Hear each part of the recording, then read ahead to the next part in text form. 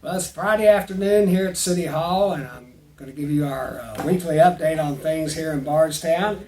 On the COVID side of things, we are now at 335 cases.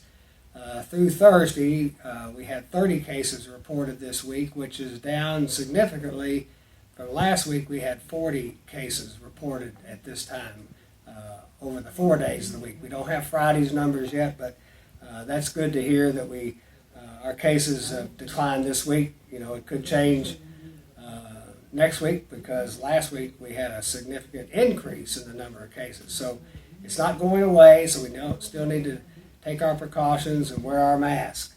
I mentioned Fire Station 1, which is our new fire station out on 245 last week.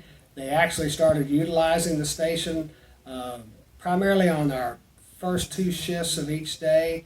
They are waiting on some furniture still to get completely moved in, so they can't spend the evenings there, but they're working out of that station up until 9 p.m. each night right now, and we hope by next week the balance of the furnishings will get there and they'll be in that new facility full time, and we look forward to letting the public see this new station.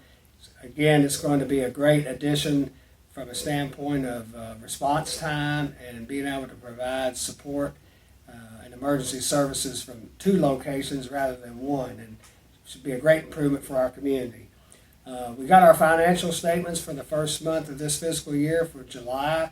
It's good to report that we forecast significant declines in revenue and also utility sales.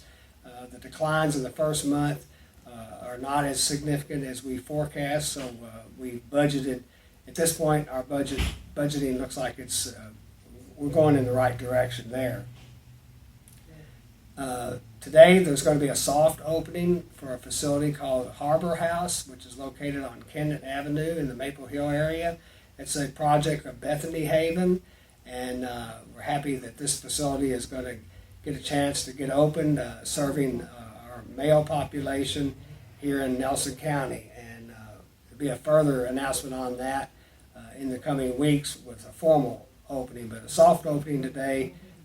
You'll see it if you're up by the post office. You can see this wonderful renovation project on the corner there near the courthouse.